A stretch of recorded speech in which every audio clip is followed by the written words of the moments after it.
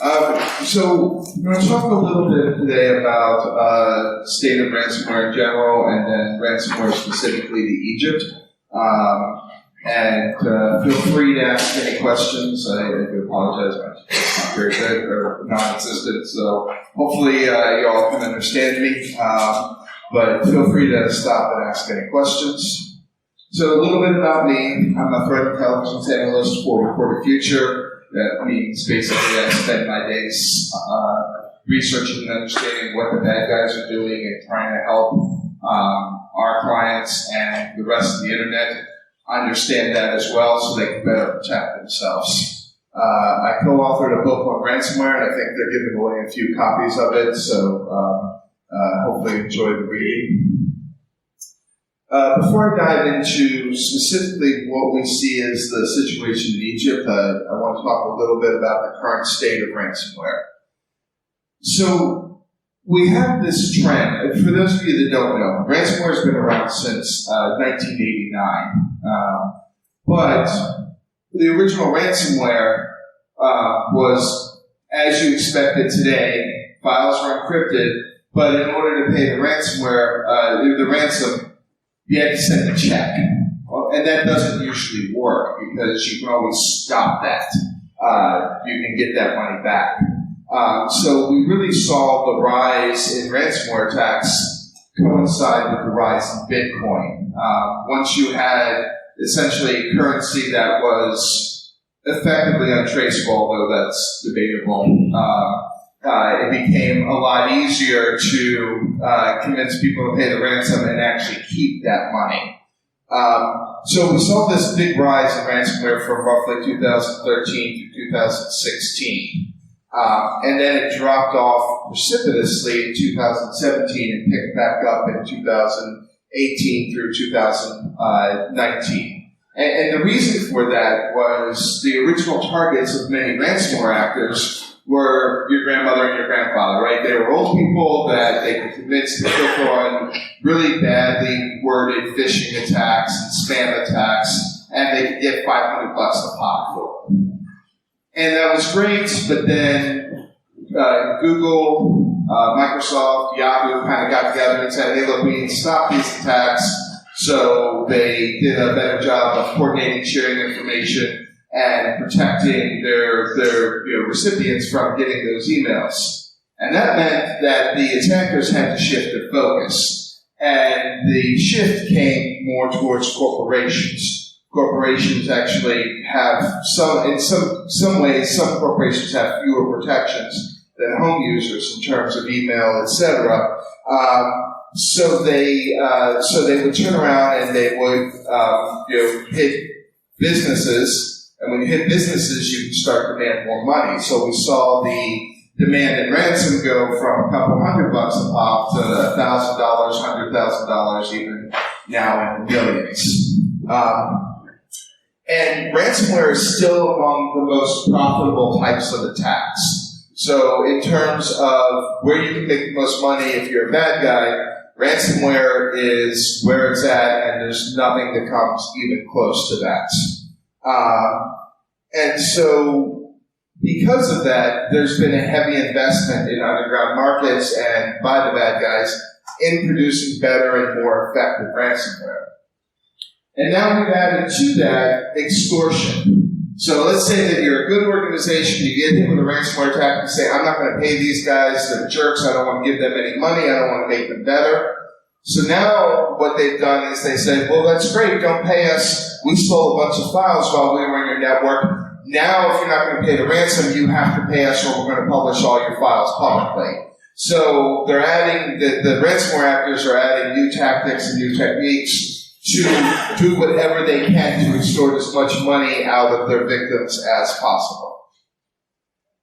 Governments have been a huge target for ransomware actors. In the United States, we've been tracking the growth of ransomware attacks against state and local governments. They've gone from a couple dozen a year to over 100 last year. And the thing about the government attacks, the attacks on the government, is they tend to be really good at helping the ransomware actors not only make money, but then sell their ransom in the ransomware in the underground markets. So there's kind of two revenue streams aside from the actual extortion part of the ransomware. The ransomware actors also resell their service. So if you're a wannabe hacker, you don't know how you're going to make money being a hacker, you can go and you can rent the ransomware infrastructure for a couple hundred or a couple $1,000s, use their infrastructure, go after your victims, and make money that way. And what we see in these ads, in these underground forums, what people call the dark web, and I want to take a drink every time somebody uses that term, but that's a whole other story. What's colloquially called the dark web, what we see is they'll advertise these state and local, look, this ransomware was used to go after Baltimore, or this ransomware was used to go after this town in France, or whatever it is that they're using, because these attacks generate a lot of press. And so even if the victim doesn't pay the ransom, the fact that it's all over the news means they can use it to try and sell their ransomware to other would-be hackers so they can make extra money from that. I think I just turned off the mic.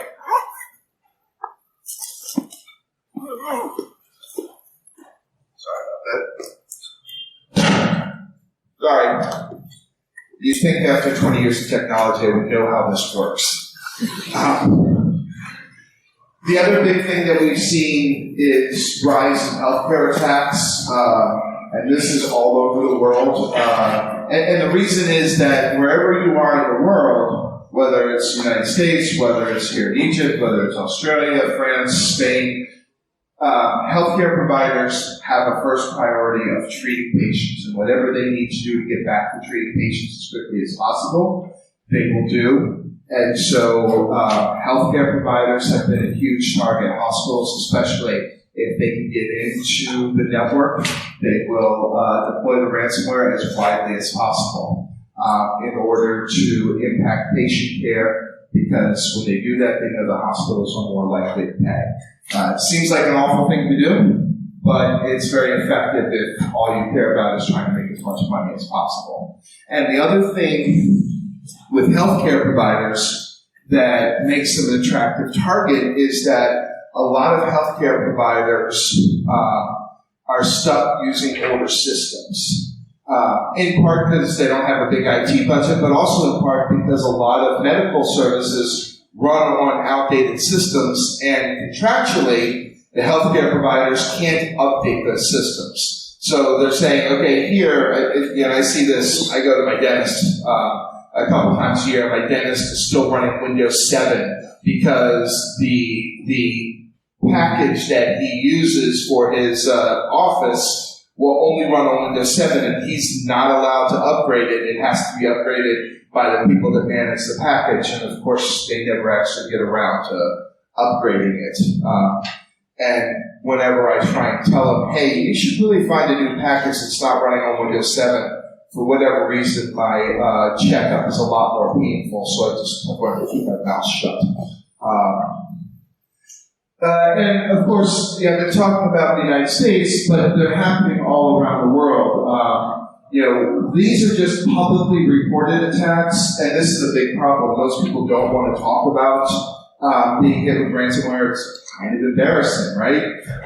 And so we're relying on publicly reported attacks, but even then, just in 2019, in the United Kingdom, we saw 102 attacks, in Spain 111, France 128, Canada 107, Australia 43. And these were just the ones that made the news, and that's only about 10% of the attacks that are actually out there. So, so that means that each of these countries are seeing thousands of attacks, thousands of successful attacks a year.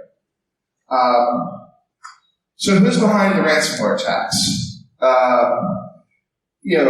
So it's kind of stating the obvious, but cybercriminals specializing in ransomware have continued to evolve their tactics. We see that these cybercriminals are making sometimes hundreds of millions of dollars a year from these ransomware attacks. A lot of that money is going back into is going back into buying exploits, going back into hiring better developers and producing better ransomware to make them more effective. So, whenever Interpol or somebody arrests or puts out a warrant for one of these bad guys, they show pictures of them with the Maseratis and the nice houses and all that other stuff. And that's all true, but they also invest a lot of money in making their malware better. So they're not just helping the ransomware underground market, they're helping the underground market for exploits, the underground market for developers, the underground market for other types of malware, etc. In general, they're lifting up the entire underground market, which is bad for all of us that are trying to defend our organizations. So we've already talked a little bit about the move from large-scale phishing campaigns to much more focused campaigns. So instead of seeing millions of emails being sent out a month, we see thousands of emails being sent out targeting specific industries. But they're also looking at other avenues of exploitation as well. Remote desktop protocol is a huge one. The recent Citrix vulnerability has been targeted heavily by ransomware actors, and we've seen them piggybacking on access through third-party providers, through managed service providers, etc. So if you've outsourced a lot of your IT functions, the ransomware actors will gain access to your managed service provider and then use that access to jump into your network, because we generally don't do a good job of securing our third-party vendors, or securing access from our third-party vendors. And again, they moved from installing on a single machine at a time to installing on hundreds or thousands of machines at a time. So that is something that a lot of people don't understand, that a ransomware attack these days is not just, I landed on one person's computer and encrypted it. When they get in the network, they're in the network for a couple of weeks, scanning and understanding your network, oftentimes building a better network map than the people who are defending the network actually have. And they will use that access to make sure they can inflict the maximum amount of damage. So they'll install it on as many workstations as possible or servers as possible, etc. And it creates a real problem for defenders trying to stop the attack once it starts, which is why it's so important that to be able to detect the initial entry rather than wait until the ransomware actually hits. So, according to F-Secure, in the first half of 2019, remote desktop protocol as a method of gaining access actually overtook phishing for the first time. But phishing plus RDP account for more than 54% of all attacks. Other ways that we've seen attacks, exploit kits and malvertising. We also see ransomware implanted in download. So, download this free calendar app. No, it turns out it's ransomware. Things like that. So they'll put in a lot of fake apps, etc. That's another area that they're investing heavily in, is figuring out how to fake certs so that it looks like you're buying a signed version of code, but it turns out it's actually malicious. So who are the current biggest players? We're going to look at 4 different ransomware threats right now that are kind of the big players in here. Riot's the one you'll see most often mentioned. They've had the most amount of success. They began targeting campaigns relying primarily on RDP for access. Now they've started incorporating phishing campaigns, primarily relying on Emotet and TrickBot, and they use that to actually deliver the ransomware. Keep that in mind, because TrickBot especially is an information stealer, and so what you get is you have them sitting in your network for 2 weeks, stealing a bunch of information and sending that back to sort of the mothership before they deploy the ransomware. So not only have they installed ransomware in your network, they've also gone ahead and stolen a whole bunch of data, And so we don't know what they're doing with that yet. Riot's one of the few that haven't said that they're going to, that haven't done sort of the extortion after saying they're going to release your data, but they are collecting a bunch of it. Sodabinki is also called Rebel, ransomware as a service offering. They're very selective about who they let join their ransomware as a service. It costs $10,000 in US to sign up for their service, but they've also been very selective, or they've also been very successful. It appears they're the same people who were behind GandCrab. So GandCrab, famously retired last year after thousands of successful ransomware attacks. Now, they retired the same time that the FBI shut down their infrastructure and released a key to decrypt all the files. So I think it may have been a forced retirement.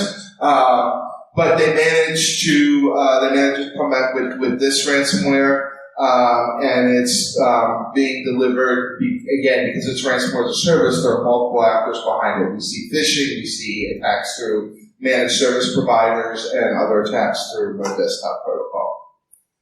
Base ransomware, they're in here because they've generated a lot of news. They're actually not very good at their job. They're getting better, but they aren't very good at what they do. They've gained a lot of attention because of their extortion play. So in other words, what they've done is they say if you don't pay the ransom, they'll release your files, and they've started doing that. They've set up a website, etc. It was interesting because they set up the first website in Ireland, and they published the first sets of data. Well, then they found out that as powerful and as bad as ransomware actors can be, they're not as strong as the courts. The Irish court issued an injunction to shut down the website, and so the website got shut down. However, they reset up shop in China, and I don't want to pile on China because China has a whole lot of problems right now, but no court in China has so far made them shut their website down. So they're now releasing they're releasing the victims who don't pay, they're releasing their data there. If you ever want to check out their website, I don't recommend it because we don't know what all they're doing there. It's called mazenews.top. They've also, in case that one gets shut down, they've also registered a backup domain that they haven't made public yet called newsmaze.top because they're not very creative, I guess. If you ever want to see what kind of stuff they're putting up there. But the reason I say they're not very good is we haven't seen a lot of ransom collected by them, and by last count, they have 27 victims listed on their website. This is as of a couple days ago. It may have gone up or down. That's not a lot compared to the kind of proliferation that Sodabinki and Riot have in terms of their ransomware. They get a lot of attention. They've managed to do a good job of making a name for themselves and getting their name in the press. That doesn't necessarily mean that they're actually very good at their job. And then FileCoder. FileCoder is not a fantastic ransomware, but it's still one of the most popular that's delivered every year. They've been active since 2014, primarily through phishing, although in 2019 we saw them going after Joomla and WordPress sites.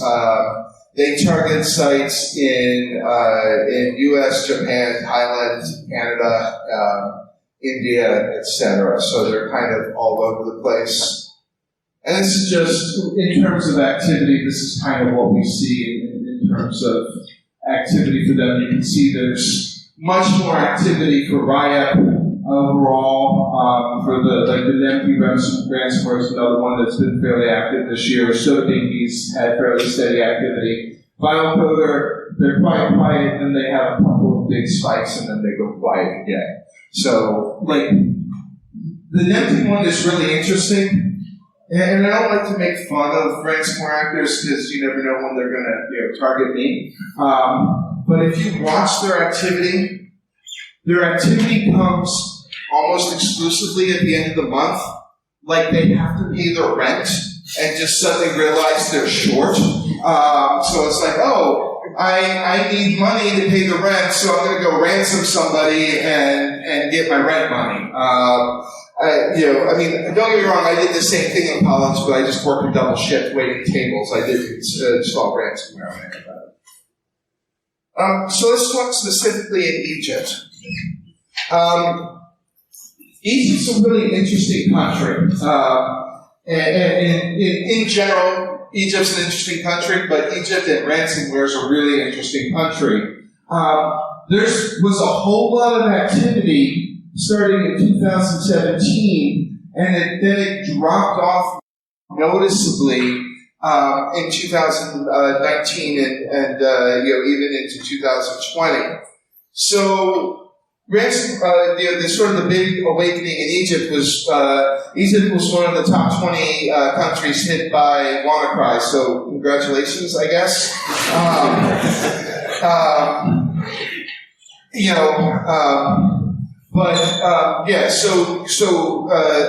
Obviously WannaCry was really bad. It had it hit a whole lot of machines. Over 200,000 machines were affected.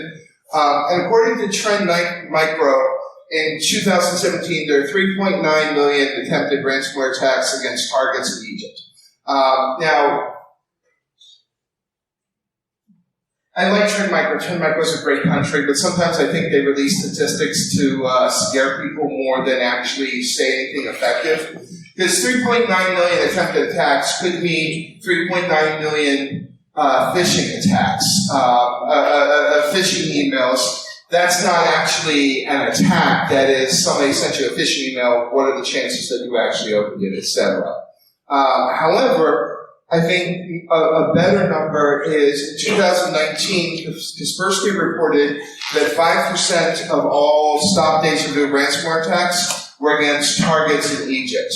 So that's kind of interesting because it ties in with November of 2019. The Egyptian CERT reported a rise in ransomware attacks exploiting TeamViewer, and the attackers were using DAO, which is a variant of the Stop Deja Vu ransomware.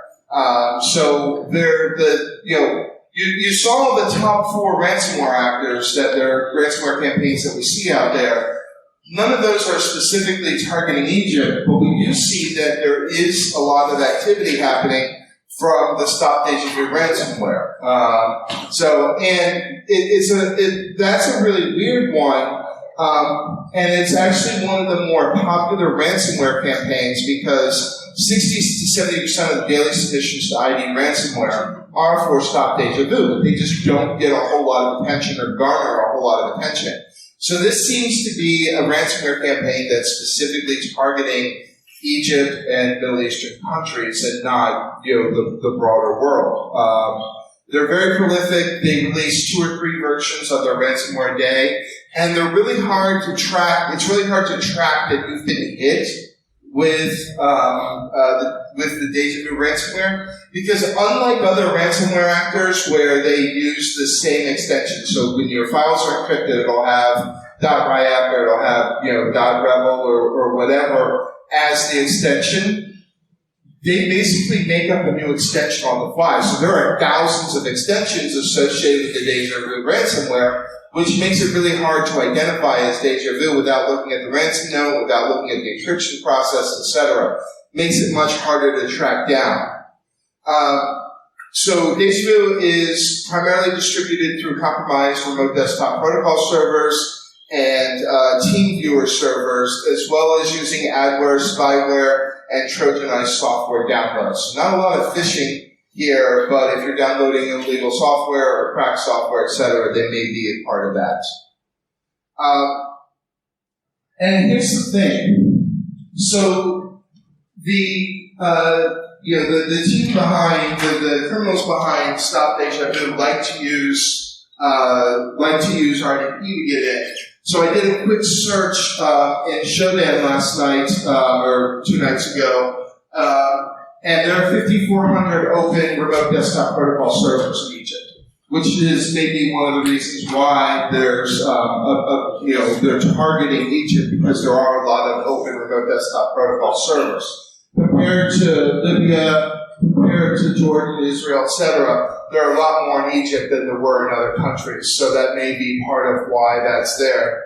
Same thing with TeamViewer. There were 1,279 that were publicly accessible, which means that basically anybody could have gotten access to them. And again, that's a lot more than we saw in Libya. That's a lot more we saw in Israel and in other places nearby. And this is just what Shodan found.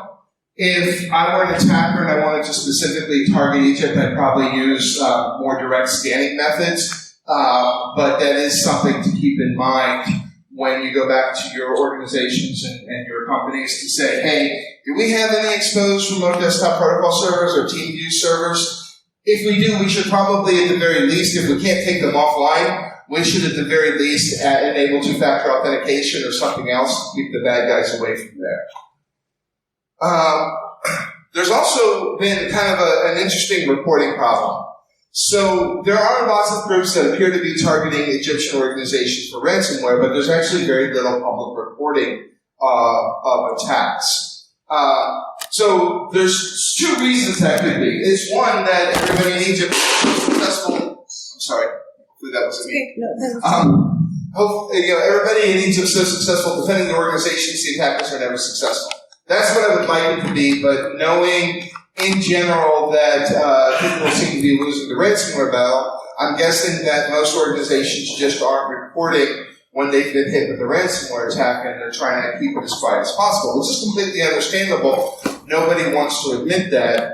But if you share that information, and you don't have to share it with me, because I can't help, but if you share with other people, other organizations, through stuff like this, like BSides Cairo and other types of organizations, you can help other organizations protect themselves. Oh, hey, we got hit by this. I should let other people know that we got hit in this way so that they can protect themselves from it. That goes a long way to stopping the ransomware actors, which is ultimately what we're all trying to do here. So how do you protect your organization? We're going to start with backups. I know that's obvious, but that's the best way to ensure that even if all of your other defenses fail, that you can actually still recover from a ransomware attack. So having good backups will ensure that. And then backups are only as good as your last test.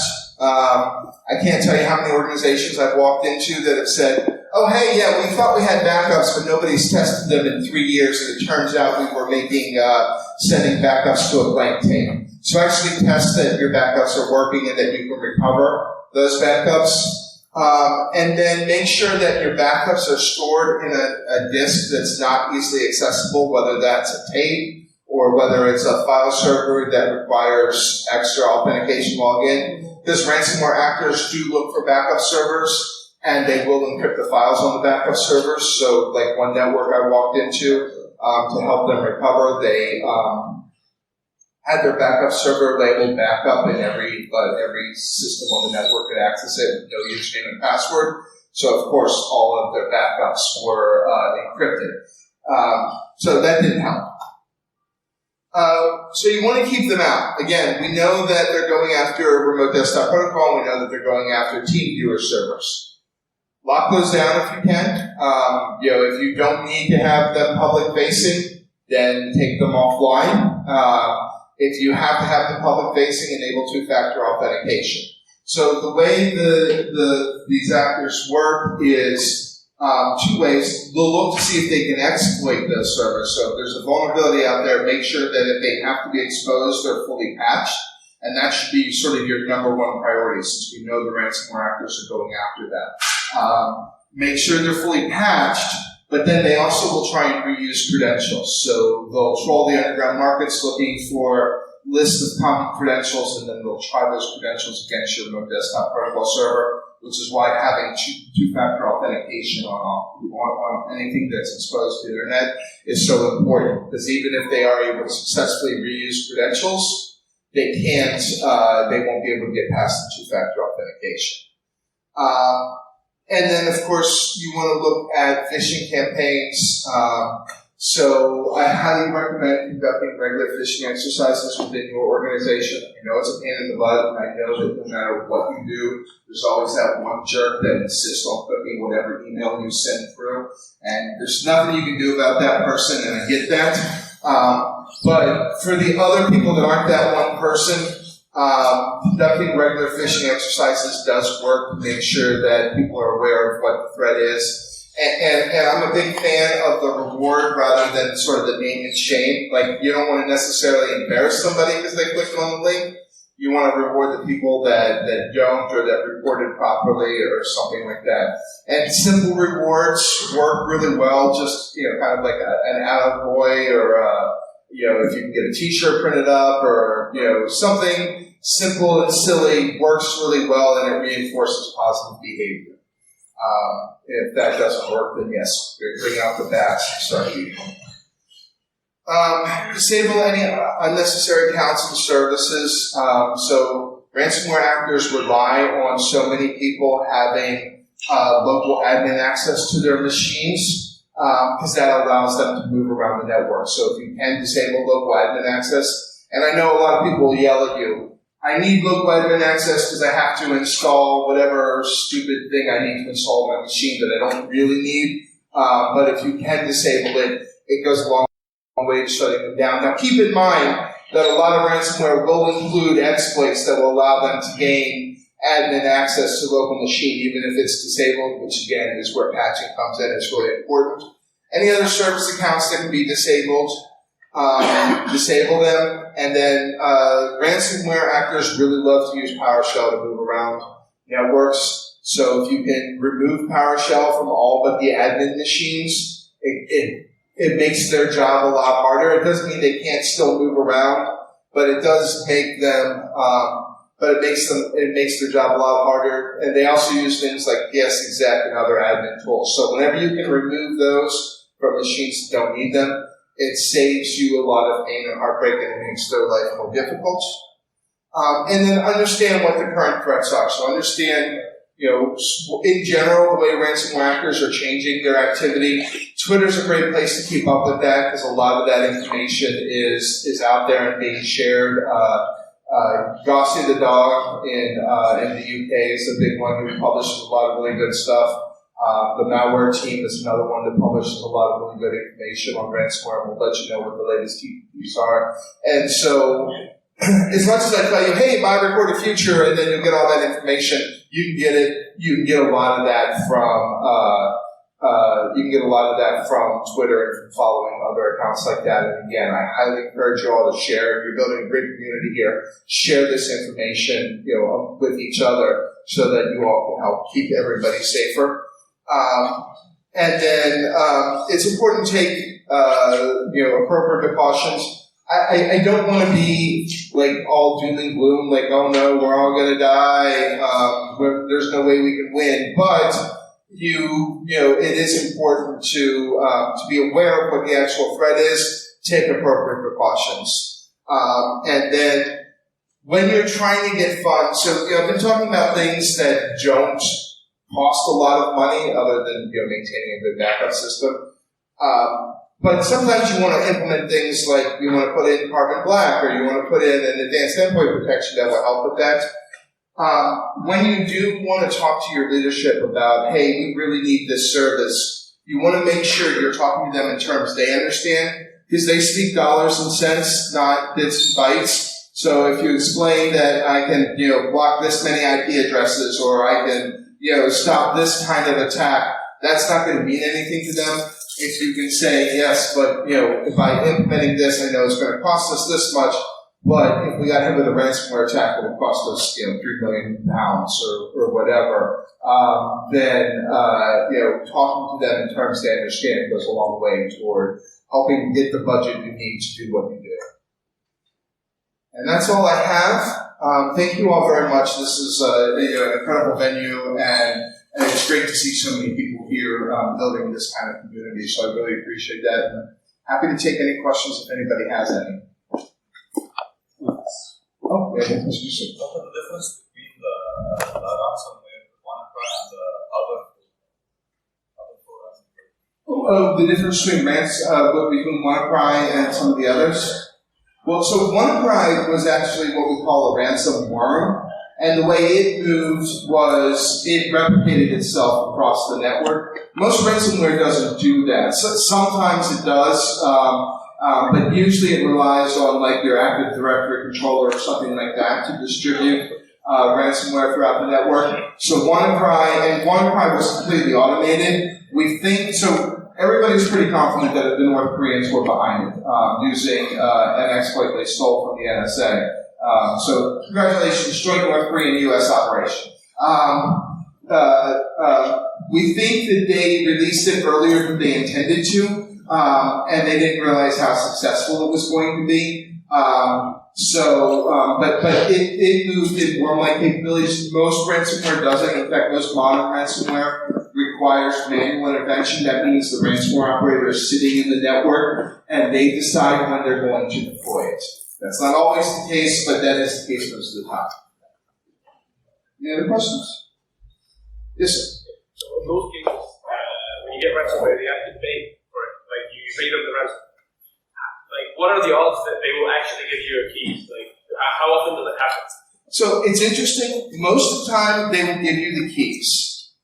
Whether or not you can ever fully decrypt your files, that's a whole other story. Because a lot of times they won't decrypt for a variety of reasons. But the ransomware actors don't want to get a reputation for not giving people their files back, because that's bad for their business. And I know that you're thinking it's weird, they're thieves, so what do they care? But if they want the next organization to pay, they have to be able to do it. So I've actually been in victims, at post-attack, where the consultants that were there were in a conversation, like they were in a chat conversation with the ransomware actors for 5 hours trying to troubleshoot a problem because they couldn't get some of the files to decrypt. And the ransomware actors were here, try this, or here, try this, or here, there's an update to send out. It's like customer service. Right, yeah, exactly. So and you'll see that many of these they have chats and they have other ways of customer service because they want to make sure they do it. Now, I'll tell you that, like, one of the things that I found is a lot of the ransomware, they can't decrypt large files. So I was working with one town in the United States that got hit, and everything got decrypted. They paid the ransom. Everything got decrypted. What they couldn't release was the body cam footage. So some of the police in the United States have cameras that they keep to track traffic stops and things like that. None of those video files could be released because they were too big. And basically and it's a limitation in Windows. Anything over 4 gigs at 4 gig size couldn't be decrypted, and there was nothing that could be done about that. But most of the time, they will try to help you make sure that your files get decrypted. No problem. All right. Well, thank you all again for your time, and I hope everybody enjoyed it.